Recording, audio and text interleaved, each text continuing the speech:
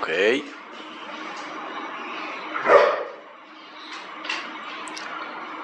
Hola, buenas tardes. Son las 6:30 ya y hoy es miércoles 13 de agosto del 2025. Ya estamos aquí nuevamente para darles la información relacionada con el día de hoy. Ya mitad de semana y tenemos información interesante de lo que ha estado pasando en México y en el mundo. Hay noticias muy relevantes, particularmente dos noticias muy importantes que vamos a dar el día de hoy. Y por eso el título de este en vivo que ya vieron ustedes. Más adelante les presento cuáles van a ser las noticias del día de hoy. Por lo pronto vamos a ir saludándolos a todos los que van incorporándose, se van conectando a esta transmisión. Como por ejemplo, primero Eugenio Palma. Saludos a Eugenio Palma, buenas tardes. También a José Miranda, como siempre muy puntual mi amigo José Miranda, muy puntual a la cita. Te damos la más cordial bienvenida, al igual que a todos los demás que se van conectando. Gracias por tus likes, mi querido amigo. Y bueno, pues vamos a ver cuántos más espectadores vamos a tener. Yo creo que sí, van a ser bastantes. Vamos subiendo en el número de espectadores, también el número de likes, obviamente. Así que apóyenos por ese lado. Aquí te tenemos, mi querido amigo José Miranda. Mike, saludos a Mike 67, también a usuario Petul. Saludos, buenas tardes. Salvador Ledesma, también saludos, buenas tardes a ustedes, muy buenas tardes, bienvenidos. A Leonardo Castro, también los saludamos con mucho gusto. Y todos los que van y siguen aquí incorporándose, conectándose a esta transmisión en vivo, les damos la bienvenida. Están muy contentos de tenerlos aquí en esta su comunidad, en su canal de Somos la 4T Noticias. No olviden darle like, darle tap en la pantalla para darle like a la transmisión, así como lo está haciendo mi querido amigo José Miranda. También por ahí tenemos una meta de regalos y también por supuesto no olviden ir al canal de YouTube Somos la 4T Noticias para que allá se suscriban. Nos va a hacer mucho favor el hecho de subir el número de suscripciones, sería muy bueno. Además, allá pueden verlos en vivo de días anteriores. No he subido el del día de ayer, por cierto, pero ya lo voy a hacer, lo prometo. Saludamos a Lorenzo Jacobo, a Philips, también saludamos, buenas tardes. También a mi querido amigo Antonio Sotelo, que ya está muy puntual también a la cita, ya está aquí presente mi querido Antonio. Saludos, buenas tardes, bienvenido por supuesto. Chiri también, saludos a Chiri, buenas tardes. Y bueno, TikTok, alguien se puso TikTok, bueno, es medio redundante. Saludos a TikTok, bienvenido, quien quiera que seas. Gabriel Bayruz también, bienvenido por supuesto. Estela Villa, saludos también. A Vane 143X, a Luciferina 1964. Bueno, saludos, bienvenidas a ambas, Vane y Luciferina. Y también a Estela Villa también, por cierto, saludos, buenas tardes a las tres amigas, bienvenidas y manténganse aquí en el canal porque la información pues es bastante buena, bastante abundante. Hay tema de conversación para el día de hoy, hay materia de análisis, así que no se pierdan esta transmisión, quédense hasta el final. El Pelos, saludamos al Pelos, saludos, buenas tardes a User 4230, por supuesto, a todos los que siguen incorporándose, por ejemplo, Alex Berlitz, también saludos, Alex Berlitz, bienvenido, desde luego. Y vamos a ver quién más sigue conectando a esta transmisión, lo vamos a ir saludando. Más adelante vamos a ir ya avanzando con los temas, platicándoles, adelantándoles los temas que vamos a platicar el día de hoy. Zanetti, saludos, buenas tardes, bienvenido o bienvenida, no sé, es el apellido, Zanetti. Bienvenidos aquí a esta transmisión, buenas tardes a todos y gracias por supuesto por estar en este canal, esta transmisión. También a Ale Fernández le damos la bienvenida, buenas tardes, bienvenida, supongo que es bienvenida o bienvenido, no lo sé, Ale Fernández, pues un payasito, parece que es Alejandro. Bueno, Ale Fernández, saludos. A Gigi, también saludamos a Gigi, bienvenida. Supongo que Gigi es bienvenida, supongo, no sé. Saludos, buenas tardes. A Tenax Vite, por supuesto, mi querido amigo, el gran moderador, que ayer se organizó muy bien en la encuesta. Hubo un poquito de problemas ahí, pero organizamos la encuesta muy bien. Muchas gracias, mi querido Tenax, el jefe aquí de la moderación. Bienvenido, por supuesto, y gracias por tus likes. Juan Morales, también saludos, buenas tardes, por supuesto. Carmen Rojas, Saludos, mi querido amigo, el gran Tenax, por su corazón, le agradecemos mucho. Saludamos a Mari, por supuesto, a Elsa Valdés, a Carmen Rojas, a Juan Morales, también, por supuesto. Se están conectando muchos amigos. También saludamos a Leticia Núñez, a Bernarda Reyes, a Mario Corona. A todos ustedes les damos la más cordial bienvenida. Gracias por estar aquí. Manténganse aquí en sintonía, manténganse en la transmisión en vivo hasta el final, porque es muy importante toda la transmisión. Va a haber temas variados, como siempre, va a haber temas polémicos, temas de análisis, temas de reflexión, y por supuesto los invito a que se queden, los que no lo hayan hecho, que también nos visiten en el canal de YouTube, somos la 4T Noticias, para que allá se suscriban. Moisés Serna, también saludos, buenas tardes a Moisés Serna, Francisco Quepaz, a Oscar Morris, por supuesto, también, y a todos los que siguen incorporándose, siguen conectándose a esta transmisión en vivo. Los saludamos con muchísimo cariño y les damos un abrazo y les mandamos a donde quiera que estén. A Roberto Chen también, saludos a Roberto Chen, a donde quiera que estés y estés apoyándonos, visitándonos en este canal. Entonces, bueno, pues un abrazote a todos, hasta cualquier lugar donde nos estén viendo y escuchando, cualquier rincón de la República Mexicana, cualquier rincón fuera de México, cualquier estado de Estados Unidos o de Europa o de, no sé, Centro y Sudamérica, no importa, son bienvenidos todos, sean mexicanos o sean gente que quiera saber de las situaciones que están ocurriendo en México, de política internacional, de geopolítica. Aquí hablamos de todo, también saludamos a varios que están conectando. Jesús Hernández, ya habíamos saludado a Bernarda Reyes, me parece, a Mario Corona, Joaquín Blanco, saludos, buenas tardes, también por supuesto, a Mari, también, a Migues, por supuesto también, gracias a todos ustedes y sean bienvenidos a esta transmisión. Dionisio Flores, también, buenas tardes, User57 también. Buenísimas tardes a todos ustedes. Bueno, vamos a adelantar los temas porque ya nos estamos tardando en los saludos, lo cual está bien, pero necesitamos proceder con los temas para que no se me aburran. Y bueno, vamos acá con los temas. Ustedes saben, bueno, el tema principal del día de hoy, el tema que le dio título a este en vivo del día de hoy es ¿qué diablos le pasa a Hertz? ¿Qué diablos le pasa a Hertz? Bueno, de hecho no se llama así, se llama ¿qué pex con Hertz? Salió en verso sin ningún esfuerzo y por eso le pusimos ¿qué pex con Hertz? Porque la verdad es que ya es algo patético. Ya les voy a contar qué fue lo que hizo Hertz ahorita. El día de hoy salió a la luz una declaración en la mañanera de Hertz Manero, el fiscal general de la República, que la verdad ya no sabe uno ni qué esperar de este señor. Es uno de los temas que vamos a estar platicando, por supuesto. También vamos a hablar de la nueva entrega de capos que hizo México a Estados Unidos, ¿sí? Nuevamente México, el gobierno de México extradita a un grupo de capos del narcotráfico, capos, delincuentes muy peligrosos que se encontraban ya en las cárceles, así como ocurrió anteriormente. Nuevamente México extradita a un grupo de personajes del crimen organizado a Estados Unidos. Vamos a ver quiénes son, bueno, algunos de ellos, vamos a ver la trascendencia de esto, vamos a ver las implicaciones de esta extradición, qué significa. Pues ahí hay dimes y diretes, evidentemente, vamos a analizarlos todos los dimes y diretes en relación a esta extradición, qué implica, cuáles son las ventajas, si es que las hay para México, cómo está la situación en relación a esto con Estados Unidos. Todo esto lo vamos a ver en este tema, que es bastante largo, por cierto. Nos vamos a clavar bastante en este tema antes de pasar al principal, al del fiscal general, Alejandro Hertz. Bueno, también vamos a hablar de la recompensa. No he hablado de eso, pero yo creo que esto ya tiene varios días. Vale la pena hablarlo para analizarlo un poquito, no demasiado. La recompensa, increíblemente, que lanzó el gobierno de Estados Unidos por Nicolás Maduro. Imagínense nada más.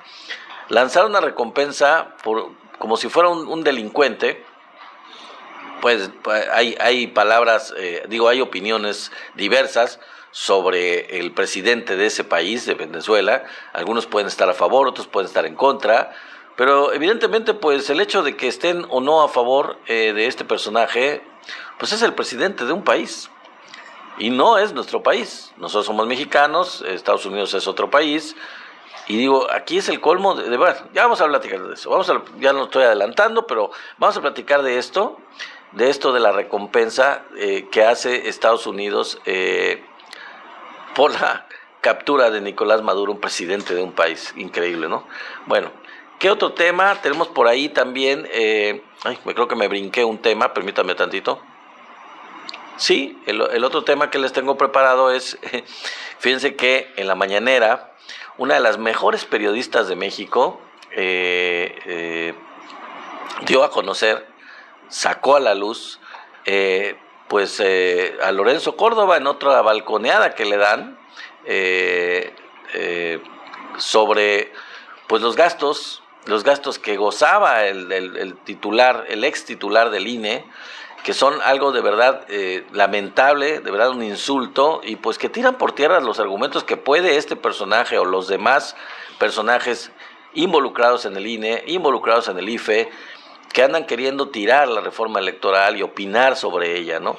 La verdad es que no tienen cara para estar opinando, es el colmo de la desvergüenza el hecho de que estén hablando y abriendo la boca cuando tienen tanto que de cadáveres en el closet, de cosas malas que hicieron. Bueno, aquí esta periodista, gran periodista mexicana, pues dio a conocer en la mañana esto, y la verdad lo puso en evidencia, lo balconeó gruesísimo. Si quieren darse cuenta de qué fue lo que dijo y cómo lo puso en su lugar, pues quédense, porque la verdad es que se da uno cuenta con eso de a qué nivel llegaba de pirurris, de fifí, este personaje de Lorenzo Córdoba, al igual que los demás del INE y del IFE en el tiempo de que esto ocurrió. Bueno, vamos a empezar con el tema, si me lo permiten, de la nueva entrega de capos de delincuencia organizada, miembros de la delincuencia organizada a Estados Unidos. Sí, efectivamente, esta es la segunda vez que el gobierno de México hace esto. La primera fue en febrero de este mismo año, en que se extraditaron, me parece que fueron 29 reos, 29 presos, en diferentes cárceles de México, que todos eran verdaderos líderes de diferentes células criminales, de diferentes grupos del crimen organizado, de diferentes cárteles, de gran posición, de una posición muy importante en cada uno de esos cárteles, que estaban ya presos en México, que estaban cumpliendo condena, y que pues el gobierno de México decidió extraditarlos a Estados Unidos. Ahora, en esta segunda ocasión, lo hace otra vez con otros capos, y en esta ocasión fueron 26. Son 26 miembros de estos cárteles. Vamos a mencionar algunos, no todos, pero los más relevantes son los que les voy a comentar ahorita. Abigail González Valencia, llamado o apodado el Queenie, que es nada más y nada menos, o era, el brazo financiero del cártel Jalisco Nueva Generación. O sea, no cualquier personaje, digo, una persona importante dentro de la jerarquía de ese cártel. Otro es de relevancia muy grande, vamos a hablar de él más adelantito, Servando Gómez, alias La Tuta, que pues será el líder, el principal, el jefe de los Caballeros Templarios, del cártel de los Caballeros Templarios, este grupo del crimen organizado del estado de Michoacán, que pues ha dado tanto que hablar, y ahorita vamos a hablar más de él. Otros más eran Kevin Gil Acosta y Martín Zazueta Pérez, ambos vinculados con los Chapitos, con el grupo de los Chapitos del cártel, como ustedes saben, de Sinaloa. Y otro más es Leonardo García Corrales, que es otro traficante también perteneciente al cártel de Sinaloa, también importante dentro de esa jerarquía. Y también, finalmente, dentro de los más importantes, quiero mencionar a Juan Carlos Félix Castelum, que es operador de la fracción de los Mayos. A diferencia de los otros de los Chapitos, bueno, este señor es operador de la fracción de los Mayos, del grupo de los Mayos del cártel de Sinaloa también. Ya saben que el cártel de Sinaloa está dividido en dos, desde el pleito que tuvieron, los Chapitos por un lado y el Mayo Zambada, los Mayitos por otro lado. Bueno, Juan Carlos Félix Castelum es el operador de la fracción de los Mayitos del cártel de Sinaloa y está directamente emparentado con el Mayo Zambada. Todos ellos enfrentan cargos por tráfico de cocaína, metanfetamina y fentanilo. También enfrentan cargos por la toma de rehenes, secuestro, uso ilegal de armas de fuego, tráfico de personas, lavado de dinero, asesinato de funcionarios y otros crímenes.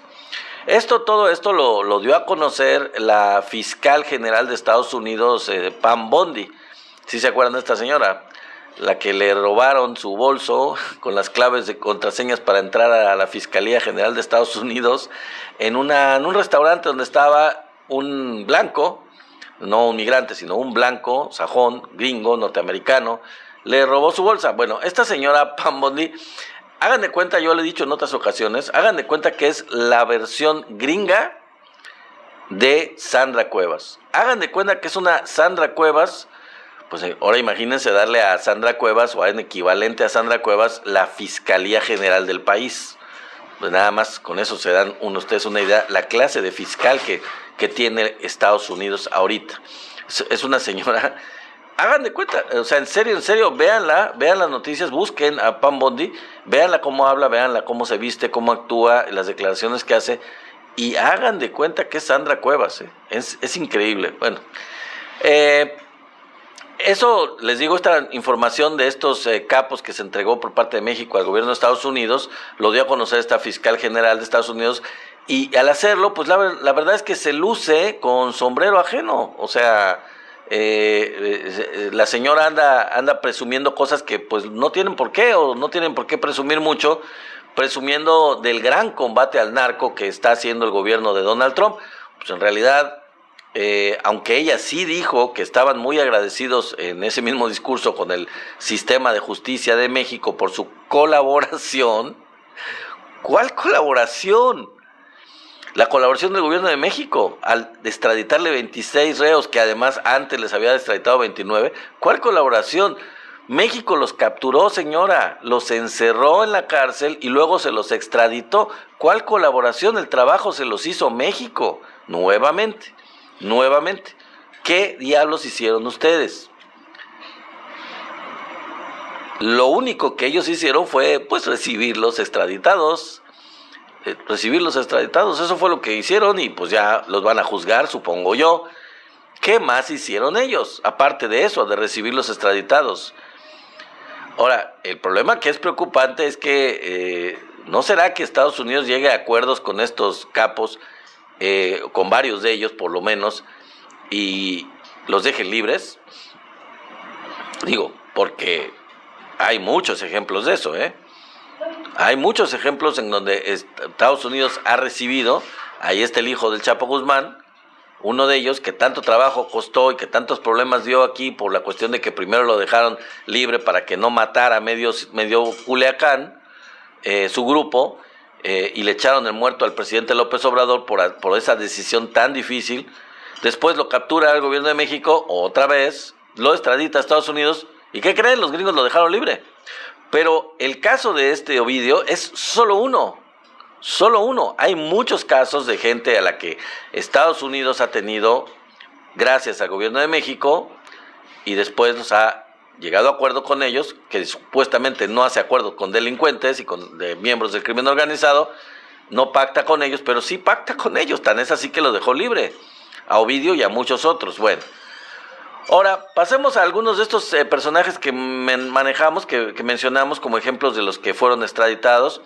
Este grupo de los Queenies del cártel Jalisco Nueva Generación se hicieron famosos porque entraron con su tráfico de drogas al mercado europeo, mercado competido por grupos del narco de diferentes lugares del mundo, obviamente capos de diferentes organizaciones criminales de todo el mundo, pues comercializan la droga en Europa, y obviamente pues algunos tienen acceso mucho más cercano y más fácil, los de Europa del Este, no lo sé, o sea, no quiero hacer hipótesis, pero pues hay grupos de cárteles que son más cercanos a Europa y que les es más fácil llevar la droga allá. Bueno, pues una de las cosas que le aplauden mucho los analistas, digamos, o que más bien le celebran o le reconocen al cártel Jalisco Nueva Generación, es haber entrado en el mercado europeo en una competencia muy difícil, pero logró entrar al mercado de drogas de Europa. Podríamos decir que son todos unos verdaderos empresarios del crimen organizado, los del cártel Jalisco Nueva Generación. Demostraron que son unos pues muy eficientes empresarios del crimen, sí, pero empresarios al fin y al cabo. obviamente con el apoyo de gobiernos y corrupción y todo, también en Europa, igual que en Estados Unidos. Ahora, en el caso de la tuta, amigos, recordemos que la tuta fue el grupo de él, de los Caballeros Templarios, fue una escisión de la familia michoacana. O sea, el grupo de la familia michoacana, que era un cártel local en Michoacán, pues se dividió. Y este grupo, particularmente los Caballeros Templarios, pues tiene un fuerte vínculo, empezó con un fuerte vínculo religioso, de hecho hasta citaban la Biblia en sus comunicados, y de ahí pues se dividieron de la familia michoacana llamada. Y otra cosa aparte que hay que destacar relacionada con este grupo, y muy importante, y hay que recordarlo porque sí es muy relevante, de la tuta, es el vínculo de este personaje, la tuta, con la hermana de Felipe Calderón. ¿Se acuerdan ustedes de la hermana de Felipe Calderón? Bueno, el periodista Jesús Lemus, un gran periodista muy muy importante de México, pues fue a la cárcel. Llegó a ser encarcelado por dar a conocer esta relación perversa entre la hermana de Felipe Calderón y el líder de los Caballeros Templarios, alias La Tuta.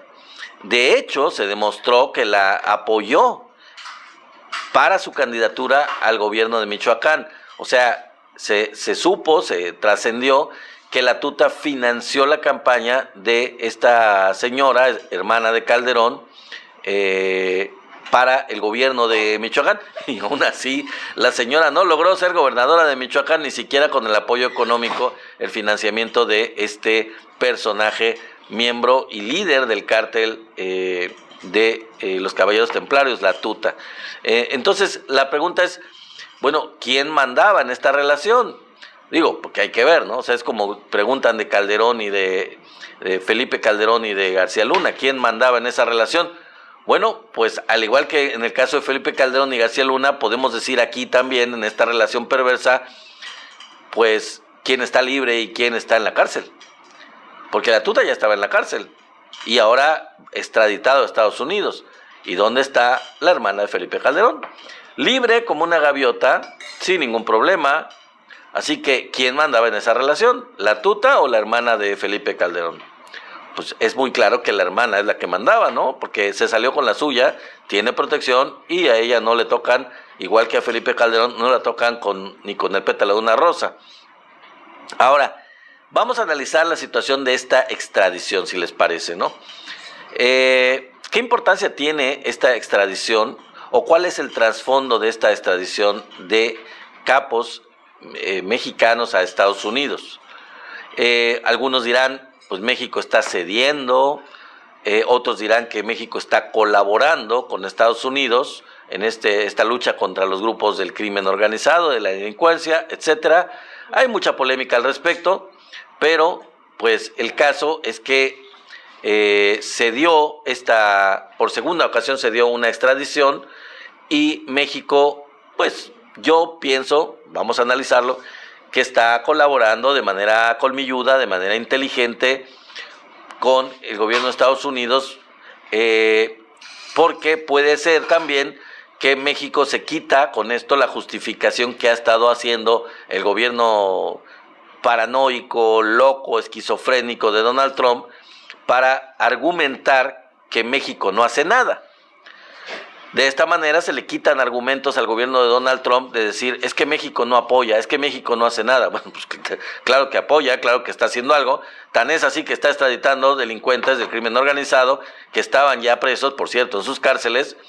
Yo no sé cuántas cárceles tenga Estados Unidos con miembros del cártel del crimen organizado, porque México sí tiene a muchos miembros. Tan es así que se dio el lujo de extraditarle a muchos de ellos, los más importantes, los más relevantes.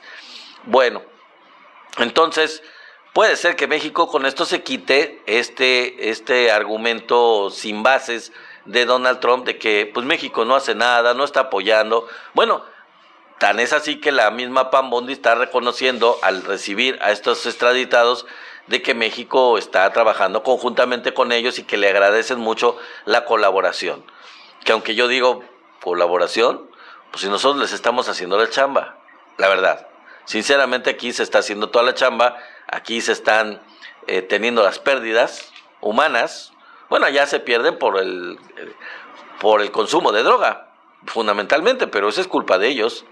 Eso es algo que tendrían ellos que prevenir y que tratar, que no lo hacen. Y acá se mueren pues por la violencia, por los crímenes, por los secuestros, por los levantamientos. Bueno, en fin, vamos a hablar de eso más adelante. Con esto también la pregunta que queda es, ¿se evitará de esta forma la intención de Trump de invadir México? Bueno, ya lo dijo, ahorita no tengo lo que tenía yo preparado, lo que dijo la presidenta en relación a esto, una pregunta muy inquisitiva de una periodista que le estaba diciendo, es que México va a ser invadido o Estados Unidos lo que quiere es invadir a México. Pues la presidenta incluso recitó el himno nacional en la parte que dice que el himno nacional que tenemos un soldado en cada hijo y que no vamos a permitir la entrada de los extranjeros, que son los enemigos. Obviamente, como ya sabemos, en el himno nacional está claramente especificado. Lo recitó la presidenta. Entonces, independientemente de esto, pues son argumentos a favor de México y en contra de los pseudo argumentos de Donald Trump que no se justifican de ninguna manera. O sea, además de ser una intervención a la soberanía sin ninguna justificación, pues México les está quitando los argumentos de una manera contundente y muy fuerte. Eso evitará la intención loca y absurda y ridícula de invadir la soberanía de México, de meterse a México. No lo sabemos, pero pues un soldado en cada hijo nos dio, dice la presidenta y dice el himno nacional, así que más vale, y lo dijo bien claro la presidenta, más vale que no lo intenten, más vale. México se mete también, puede ser, es una pregunta, a la estrategia y discurso gringo ya trillado, la verdad ya trillado, de un Estado fuerte que persigue a los criminales. Este discursito de la guerra contra el narco que tanto hablan los gringos y que tanto también lo decía el gobierno de Felipe Calderón, de la guerra contra el narco, de alguna manera con esto México también se mete un poco a este discurso. Tenemos un gobierno fuerte, estamos luchando contra el crimen organizado, porque pues están haciendo cumplir la ley y están extraditando a los criminales a Estados Unidos. Se mete un poco a este discurso para tratar de apoyar este discurso supremacista gringo, beligerante, agresivo, pues no sé. Y México pues de alguna manera un poco le entra a este argumento, sin que esté de lado todo lo demás que hace México en este sentido, ¿no? Aunque obviamente sabemos que Estados Unidos es en realidad el dueño del circo de la droga. O sea, la verdad es que es una verdadera hipocresía de Estados Unidos el decir que pues ellos están luchando contra el narco y que México tiene que colaborar, y ahora que México colabora, pues la pregunta es ¿qué están haciendo ellos? Pues no, la verdad es que ellos solamente están manteniendo el circo, ellos son los dueños, ellos son los que mueven los hilos, mueven el pandero, mueven los títeres en el circo. Ellos son los dueños del circo, realmente de la droga. Ellos son los que financian esto y ellos son los que están detrás. Y eso ya lo hemos analizado en otras ocasiones. Ahora, ¿la extradición impacta en reducir el impacto, valga la redundancia, de los cárteles? Bueno, pues no mucho, o sea, no de manera significativa, hay que decirlo. El hecho de seguir, pues, extraditando criminales, aunque sean líderes de los cárteles, pues por muchos años México lo ha estado haciendo, no solo extraditando, sino apresando miembros importantes o líderes de cárteles, o algunos han muerto en enfrentamientos. Pero esto no reduce de forma significativa el impacto de los cárteles en México y del crimen organizado, a menos que con ello se reduzca también y se trabaje para reducir el reclutamiento engañado o el reclutamiento forzado de la gente. Porque uno de los grandes problemas es que hay que atacar también el reclutamiento que hacen los miembros del crimen organizado para captar gente y meterla en sus filas dentro del crimen organizado. Porque si no se combate el reclutamiento, va a ser, la verdad, muy difícil lograr una mayor efectividad en reducir los índices de violencia, reducir los homicidios y reducir el impacto del tráfico de drogas en todos los sentidos, ¿no? Desde luego también, claro, también hay que seguir aplicando permanentemente los programas sociales, que se ha hecho desde el gobierno del presidente López Obrador y se sigue haciendo y se va a seguir haciendo en la Cuarta Transformación. Es uno de los puntos más importantes, es ir al fondo del asunto. ¿Cuál es el fondo del asunto? Pues las necesidades sociales, la pobreza, la marginación, la falta de oportunidades. Si se atiende eso, pues se estará trabajando también bastante en reducir la capacidad de captación de personajes, de miembros para estos grupos del crimen organizado. Todas las que se acabo de mencionar, son medidas complementarias a la captura, a la extradición de estos criminales. Son medidas complementarias que tienen que seguirse llevando a cabo y que tienen que intensificarse. Y son básicas y son obligatorias para un Estado, para el Estado, en este caso mexicano, seguirlas aplicando. Y el fondo de todo este tema, pues realmente es una colaboración política y una colaboración muy importante gringo-mexicana, en donde ambos se están beneficiando. Con estas acciones realmente pues está beneficiando la relación entre México y Estados Unidos y se le están quitando las alas a Donald Trump de los argumentos que carecen de sentido, de estar invadiendo México, de estarle echando la culpa a México, también de seguir con lo de los aranceles. Todo este tipo de argumentos pues se le desmontan, se le tiran al suelo si el gobierno de México sigue colaborando en reducir el tráfico de drogas, en reducir el crimen organizado, en extraditar criminales, en reducir la migración. O sea, realmente está México haciendo todo lo que le corresponde hacer. ¿Y qué hacen ellos? ¿Qué hacen ellos? Ese es el argumento que puede usar la presidenta a su favor en las discusiones, en las pláticas, en las llamadas telefónicas que tenga con Donald Trump. Bueno, vamos a pasar al siguiente tema, si les parece, que es la recompensa por Nicolás Maduro. Bueno, imagínense nada más ustedes el grado de imperialismo, el nivel de prepotencia, el nivel de soberbia que tiene que tener un gobierno para atreverse a poner precio a la cabeza de un presidente de otro país.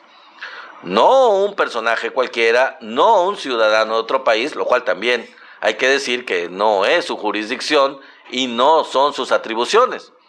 Tendría que pedir, en dado caso, una ficha roja de la Interpol, fincar muy bien su argumento para poder apresar a un personaje de otro país que se probara que es un criminal, pero pedir una recompensa por un personaje del nivel de un presidente de otro país es no respetar en lo absoluto el derecho internacional, no respetar en lo absoluto la soberanía de los países, es querer ser el dueño y demostrarlo en toda la extensión de la palabra, que ellos pueden hacer lo que les venga en gana y no hay nada que los pare. O sea, insisto, lo decía yo en el avance, en la introducción a este tema el día de hoy, cuando lo presentaba. Podrán estar la gente, tanto en Estados Unidos como en Europa, como pues, en cualquier país del mundo, fuera de Venezuela, en contra de cómo se hacen las cosas en Venezuela, en contra de Nicolás Maduro y de su manera de ser política o de llevar el gobierno de su país. Pero la verdad es que eso le corresponde a los venezolanos. Y eso es una posición que México ha mantenido los últimos años, desde que la 4T llegó al poder. No existe ningún argumento que valide o que justifique el hecho de algo como esto. Es más, ni siquiera condenar a ese país o condenar al presidente de ese país a sanciones o económicas o a cualquier otro tipo de castigos, porque a final de cuentas la decisión de tener a un presidente como Nicolás Maduro es de los venezolanos y ha sido de los venezolanos y ellos decidieron elegirlo o reelegirlo, igual que por ejemplo a Nayib Bukele. ¿Por qué no hay este tipo de cuestiones con Nayib Bukele en El Salvador, que se acaba por cierto de reelegir? Porque es un gato de Estados Unidos, porque es un aliado de Donald Trump. Sí, ¿no? En el caso de Nicolás Maduro, el punto es no ser aliado, no ser partícipe de la política económica de Estados Unidos, y vamos a ver de qué más. Ahorita vamos a platicar un poco más al respecto. ¿Cómo se atreven, entonces les digo, a poner la cabeza en el precio a la cabeza de un presidente de otro país? O sea, es inconcebible, es una medida de quién se cree Estados Unidos que es, ¿no? O sea, es el colmo de la desfachatez, del insulto a las soberanías de cualquier país del mundo, y eso lo han hecho siempre, no es la primera vez. Así son y así han sido los gringos siempre, no es la única vez. No es una cosa marginal que esté pasando ahorita y no haya pasado antes. Ofrecen $50 millones como de recompensa por su captura. O sea, imagínense, ya gobiernos, no es de Trump la onda, la orden de captura ya la había, el ofrecimiento de recompensa lo había puesto, me parece que fue Obama o fue Biden, demócratas, y era de la mitad, era de $25 millones. Ahora Trump simplemente lo subió al doble, a $50 millones. Es decir, quieren hacer otro plan como el que hicieron en su momento, no sé si ustedes sepan, con Panamá. Cuando invadieron el país, invadieron Panamá para capturar al presidente en ese tiempo de Panamá, el general Noriega. Solo que con Panamá, el general Noriega antes era pues su aliado y su cómplice, y cuando pues ya no le sirvió a sus intereses, pues fueron por él, invadieron el país para capturar al presidente de ese país. O sea, otra muestra de pues, cómo se las gastan. Lo mismo pasó en Irak, lo mismo pasó en Afganistán, lo mismo pasó en Siria, lo mismo pasó en muchos otros casos, digo, hayan o no hayan capturado al presidente o lo hayan matado, como en el caso de Saddam Hussein. Bueno, en fin, solo que con Venezuela, mis queridos amigos, el objetivo no es como en el caso de Noriega o en el caso de otros. El objetivo en Venezuela es adueñarse del petróleo de ese país, que por cierto tiene las reservas más grandes de petróleo del mundo, y también, por cierto, evitar que ese país consolide su alianza, ya es parte, pero consolide todavía más su alianza con el BRICS. Venezuela es uno de los países asociados ya en los últimos tiempos al BRICS. No es de los que lo iniciaron, pero es de los que están añadidos al BRICS. Bueno, este es el tema relacionado con la absurda orden de captura y bueno, recompensa más bien de $50 millones por la captura de Nicolás Maduro de Estados Unidos, que hace Estados Unidos. Bueno, otro tema es el que tiene que ver con la balconeada que le dieron a Lorenza Córdoba, el ex titular del INE. Fue completamente balconeado en la conferencia mañanera, y bueno, ahorita se me olvidó el nombre. Estoy tratando de recordar, a ver si por ahí mi querido amigo Tenax me recuerda el nombre de la periodista, que es buenísima. Es, yo creo que la mejor periodista que hay ahorita actualmente, y ya tiene tiempo. De hecho, creo que a ella fue la única que le permitió el presidente López Obrador que le hiciera una pequeña entrevista en la propia mañanera, no una entrevista como a Ina Finogenova, que fue aparte y que fue muy larga. Bueno, básicamente a ella sí le dio permiso de que le diera algún poco más de tiempo de algunas preguntas dentro de la misma mañanera. Es una gran periodista, bueno, a ver si me acuerdo del nombre, pero bueno, en fin. El asunto es que ella dio a conocer en la mañanera que el IFE les pagaba a los integrantes de este instituto hasta su boda. Y con eso pues ventaneó completamente a Lorenzo Córdoba. A pesar de que no solo fueron ellos, dice la periodista, partícipes de fraudes electorales, y recordó algunos puntos de lo que ellos han sido parte realmente, y ahora andan opinando de manera absurda, ridícula, andan opinando sobre cuestiones de la propuesta de reforma electoral que se está manejando, que se está discutiendo, que se está empezando a hacer. ¿Con qué calidad moral? ¿Con qué calidad moral se meten a hablar de ese tema, no? Por ejemplo, en el año 2000 ellos convalidaron y dejaron en impunidad a los amigos de Fox. al hacer el análisis de esa estrategia ilegal completamente de financiamiento de la campaña de Vicente Fox, pues ellos la validaron, la dejaron completamente impune, no hubo ningún castigo para este financiamiento ilegal a la campaña de Vicente Fox por parte de el INE, yo no sé si era el INE ya o el IFE, bueno, no sé, creo que era el IFE, sí, era el IFE todavía, en fin, y así que lo dejaron impune. También estuvieron involucrados en el Pemex Gate, en el asunto de permitirle precisamente la impunidad.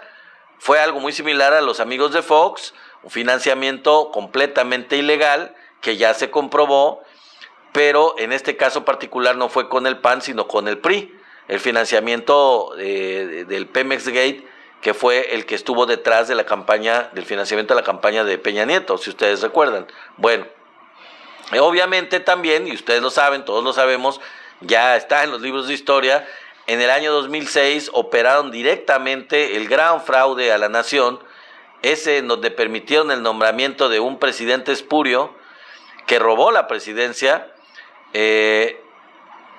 con el famoso cinismo de su declaración posterior en un medio de comunicación del haya sido como haya sido, en el colmo del latrocinio, en el colmo de la impunidad, el colmo de la desfachatez ridícula, absurda, sin ninguna vergüenza, pues él mismo lo reconoció, el haya sido como haya sido, y eso lo permitió el IFE. En 2012 también dejaron en impunidad la compra de votos. Ya me parece que en ese tiempo era el INE, ya no era IFE, pero bueno, dejaron completamente en la más absoluta impunidad la compra de votos que hicieron por parte de las tarjetas estas. ¿Se acuerdan ustedes de las tarjetas Monex, de las tarjetas estas de Soriana y todo eso? Bueno, pues lo pasaron por alto, no castigaron a quienes usaron estas tarjetas, que fue la candidatura que al final de cuentas triunfó de manera completamente irregular, completamente con compra de votos y con estas tarjetas que hicieron en 2012, les permitieron la impunidad, el IFE. Luego de todo esto, este cinismo increíble de estos personajes, ahora dicen que son expertos en materia electoral, son expertos en fraudes electorales, son expertos en permitir impunidad electoral, en permitir que quienes ganen no sean quienes deben de ganar, sino facilitarles el triunfo a quienes no ganaron en las urnas con el voto libre de los Nancy Flores. Gracias, mi querido Tenax. Se me olvidó, lo siento por Nancy, que cómo se me puede olvidar, ¿verdad? Nancy Flores es una gran periodista. Gracias, mi querido Tenax. Bueno, además de eso, hicieron un despilfarro increíble del erario de la nación, como ya hemos estado dando a conocer, todo el sexenio de López Obrador, lo que va, sí, trabaja en Contralínea también, sí, por supuesto trabaja en Contralínea, que es un gran medio, por supuesto es la periodista principal, yo creo, de Contralínea, eso no se me había olvidado, pero me quería acordar el nombre de la periodista, mi querido Tenax, gracias por el recordatorio. Les digo, hemos estado ventilando, se ha estado ventilando durante este sexenio lo que va y el sexenio pasado, cómo hicieron un verdadero despilfarro, ha trascendido todo el gasto superfluo, los coches de lujo, la colección de autos de colección, o sea, es una manera de vivir de manera completamente como si fueran reyes, como si fueran de la nobleza europea, desde el IFE primero y luego ya en el INE, pero la misma modus operandi, tuvieron todas las prebendas que ustedes se puedan imaginar, todas las prebendas posibles, sobresueldos, bonos, vacaciones pagadas, una serie de lujos, tarjetas prepagadas, teléfonos, o sea, una serie de cosas, de privilegios increíbles. 60, ¿qué dice 60, mi querido José Miranda? 60, no sé si estás hablando de eso específicamente, mi querido amigo, del despilfarro. Tuvieron muchos despilfarro de muchas formas. Y bueno, el más claro ejemplo, que es el que dice mi querida Nancy Flores en esta participación, pues es el 30 de octubre del año 2000, cuando todavía estaba al frente del IFE el José Woldenberg. este personaje siniestro también, Lencho Córdoba cobró por concepto de dote matrimonial, imagínense nada más, por concepto de dote matrimonial, la cantidad de 39,875.42 pesos, casi 40,000 pesos cobró Lorenzo Córdoba por casarse. El IFE le pagó 40,000 pesos por casarse como dote matrimonial. ¿Cómo puede entonces Lencho hablar de autoritarismo? ¿Cómo tiene el cinismo de hablar de que no, de que gozar de grandes privilegios no es acaso una forma de autoritarismo? ¿A poco no gozar de grandes privilegios no es una forma de autoritarismo? Pues claro que sí. ¿Qué no? Su clasismo ya evidente, y ayer lo mencioné, su racismo, pues no es también una muestra clara de autoritarismo, de una sociedad con privilegios, de un grupo privilegiado que se siente privilegiado. Bueno, pues este es el tema relacionado con la ventaneada que le dieron a este personaje nefasto, Lorenzo Córdoba, y a todos los que son parte o han sido parte del INE y del IFE. Vamos a cambiar de tema y vamos a ir al tema final, que es el tema principal. Ya se me pasó el tiempo. ¿Qué diablos le pasa a Hertz? ¿Qué diablos le pasa? Hertz Manero apeló la decisión de liberar a Israel Vallarta. Increíblemente, o sea, imagínense nada más, después de pasar 20 años en la cárcel y ser declarado por la juez completamente inimputable, completamente dado en libertad, sin ningún cargo, porque nada se le probó, Hertz Manero apeló esta decisión de su libertad en el caso de Israel Vallarta. Es evidente que Hertz protege a la casta política y económica con esto, es evidente. Aparte de que ya se ha dado muestra él como fiscal general de la República que ha usado la justicia para sus propios intereses personales, realmente, en lugar de usarla para lo que es. Según dijo él, el argumento que dio en la mañanera fue que era para defender a las víctimas del secuestro. ¿Cuáles víctimas del secuestro? ¿De cuál secuestro estamos hablando, Hertz Manero? ¿Cuáles víctimas? ¿De Vallarta? Bueno, vamos a analizar esto, si les parece. Ahí les van los temas para que le callemos la boca a este siniestro personaje, Hertz Manero, el fiscal de la República. Todos sabemos, la juez que lo liberó también lo sabe, que fue un montaje, que todo se basó en un montaje. La banda de los Zodiaco fue inventada por García Luna. ¿Quién secuestraba? Es la pregunta que yo le haría a Hertz Manero. ¿Quién era el que secuestraba o quienes secuestraban en ese tiempo?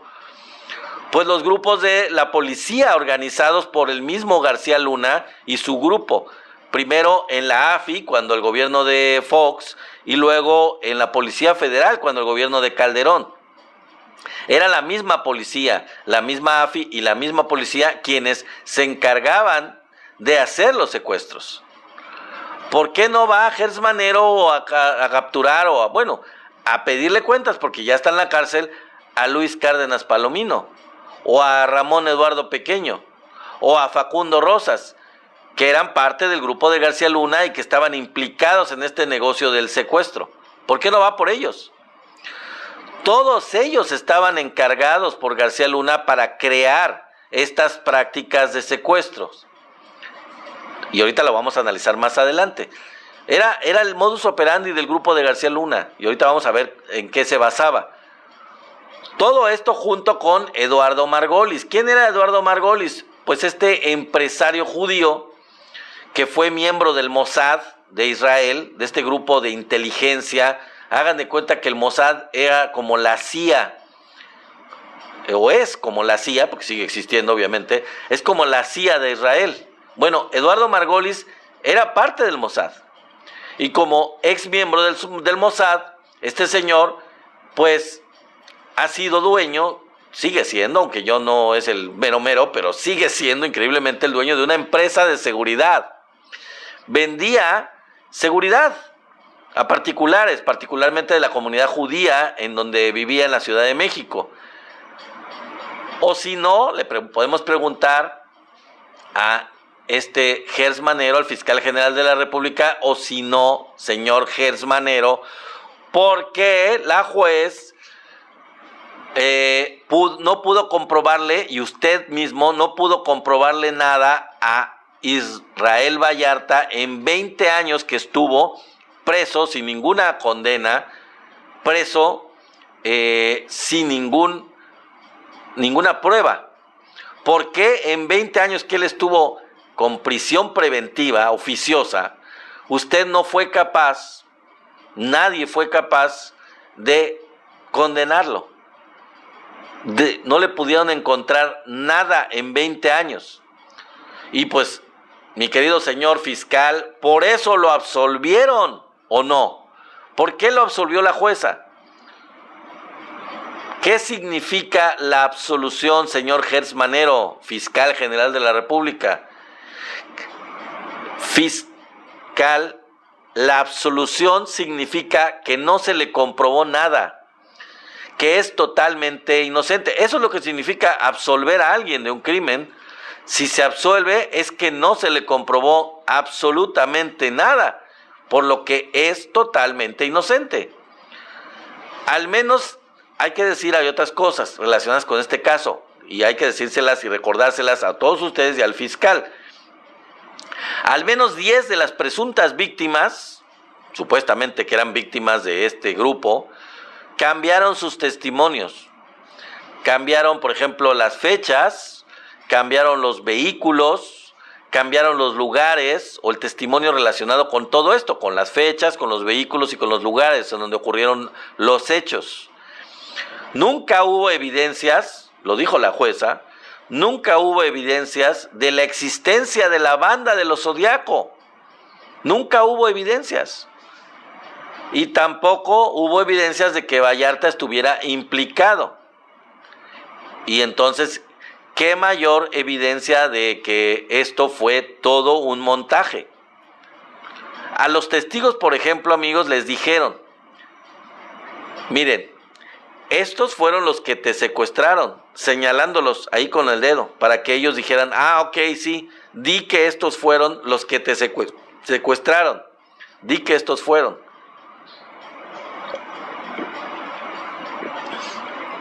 A otros los manipularon, ellos los amenazaron, los manipularon o incluso los torturaron para que dieran los testimonios acusando al grupo encabezado supuestamente por Israel Vallarta, y a otros para poderlos condenar o para poderlos encarcelar. Y por todo esto, por la manipulación, por las amenazas, por las torturas o las amenazas de tortura, pues algunos de ellos prefirieron huir del país. Algunos de estos testigos supuestos que habían sido objeto de todos estos abusos y excesos por parte de la autoridad, pues ya no están en el país, prefirieron huir para evitar ser objeto de venganzas por desdecirse o por decir lo que realmente sabían, que no había ninguna culpa de quienes en principio habían culpado, ¿no? En este caso Israel Vallarta. O sea, en teoría, en general, en síntesis, fue todo un proceso penal viciado. Todo el proceso penal fue viciado de origen.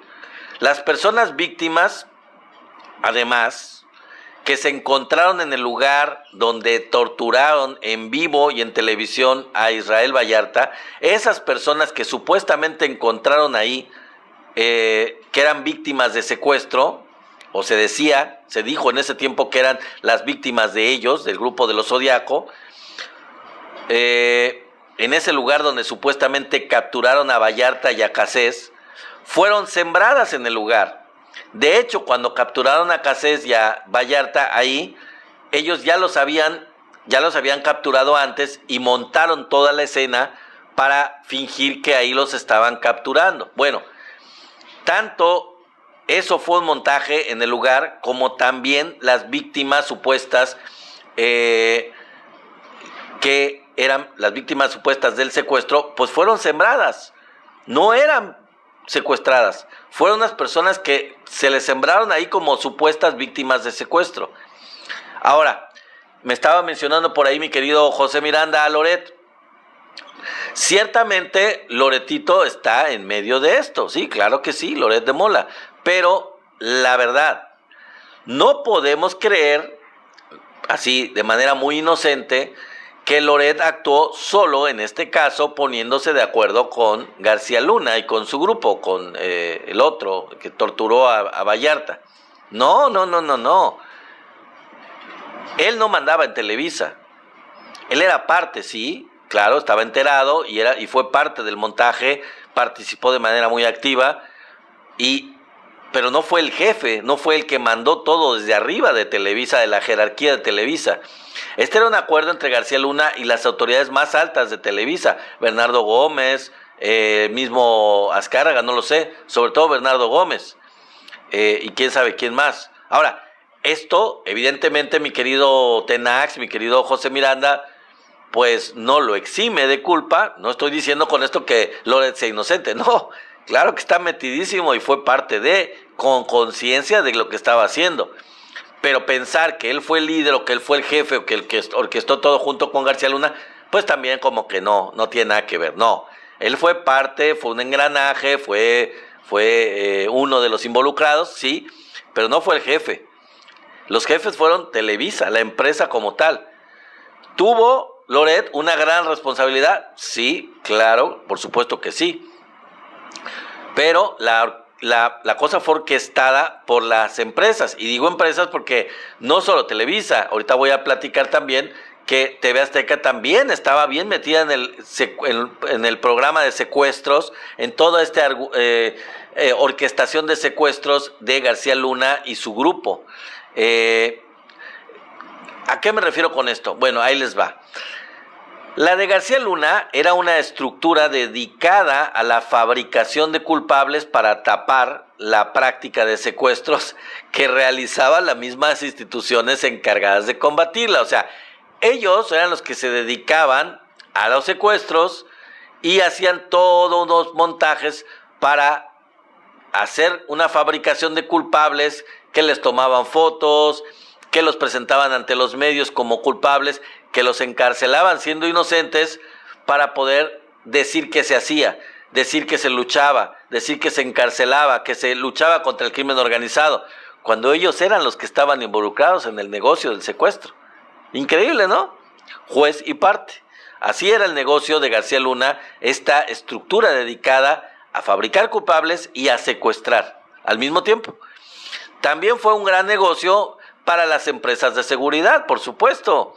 Ahí fue donde entraron el señor Eduardo Margolis, este señor que les digo fue miembro del Mossad, con su empresa de seguridad, y después también García Luna que se quedó ganando dinero con su empresa de seguridad en el sexenio ya de Peña Nieto.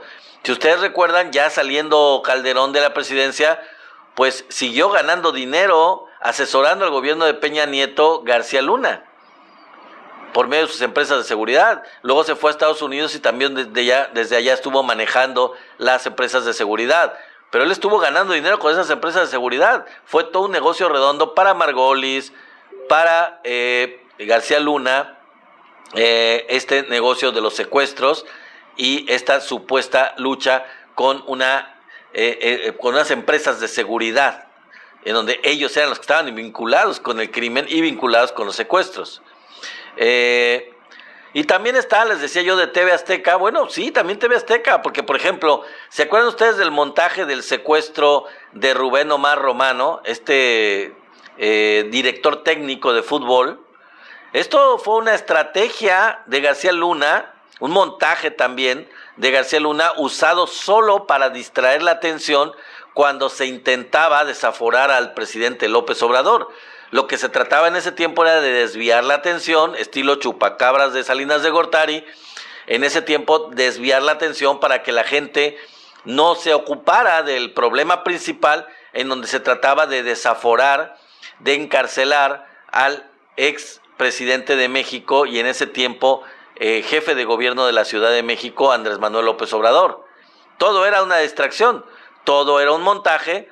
Rubén Omar Romano realmente pues no había sido un secuestro, Era toda una pantomima, todo un montaje para llamar la atención, para desviar los medios de comunicación, y en eso estuvo metido TV Azteca. Ese caso lo manejó TV Azteca. Entonces, tanto Televisa como TV Azteca tenían vínculos directos con García Luna para hacer toda esta parafernalia de montajes, para argumentar esta lucha contra el crimen organizado, en donde ellos estaban involucrados precisamente en el negocio de los secuestros.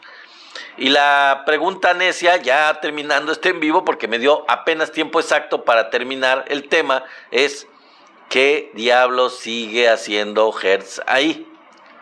Bueno, pues no sé, realmente es una cosa muy desafortunada que la Fiscalía General de la República sea una institución autónoma ya desde el gobierno de Andrés Manuel López Obrador, y para colmo, desafortunadamente, el fiscal general de esta institución, que es autónoma y que el gobierno de la 4T la respeta como respeta a las autonomías en general, pues ahora esté en manos de alguien como Gers Manero, que pues es, ojalá fuera un florero, pero creo que es peor. Creo que ha estado protegiendo intereses, no solo está de adorno, sino que ha estado protegiendo intereses de la corrupción, de la política y del sector económico, en donde no se ha llevado a la justicia a personajes que deberían de ser llevados a la justicia. Y es desafortunado porque, como sigue esta situación,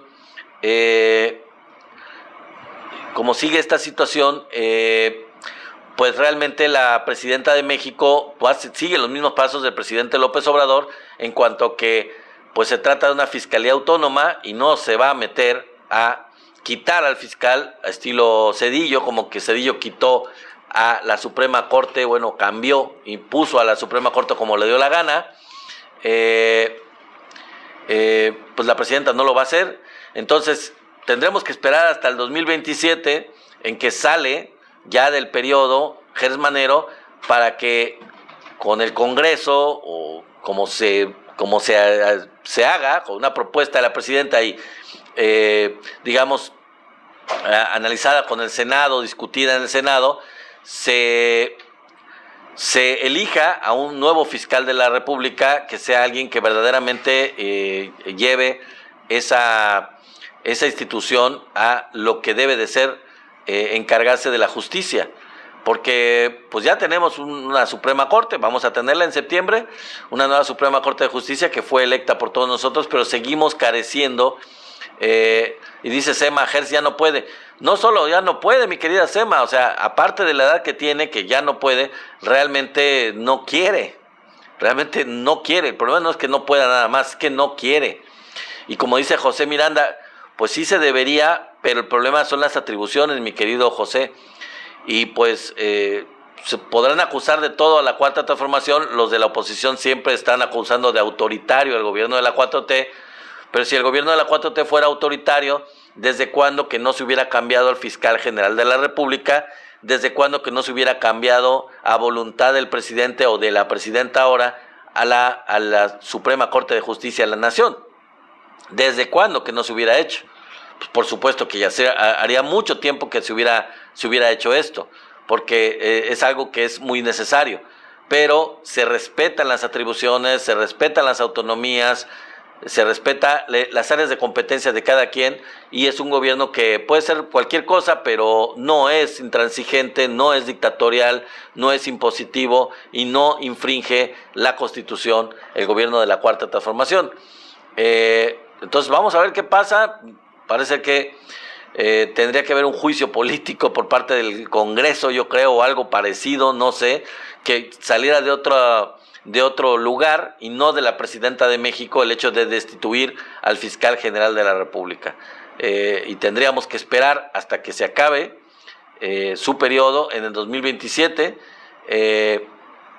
Y bueno, para que esto se limpie, tiene que limpiarse, ya lo he dicho en otras ocasiones, no es suficiente con el cambio del Poder Judicial, que ya se hizo por parte de todos nosotros, sino que también tiene que haber un cambio en las fiscalías, empezando por la del fiscal general de la República y todas las demás fiscalías estatales, para que verdaderamente haya una limpia en el sistema de justicia de México.